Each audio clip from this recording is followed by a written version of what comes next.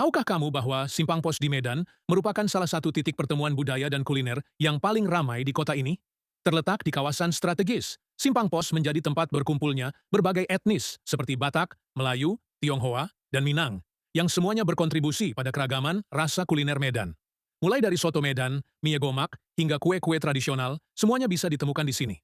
Dari wilayah Tapanuli Selatan, ada kain tradisional khas yang disebut songket mandailing.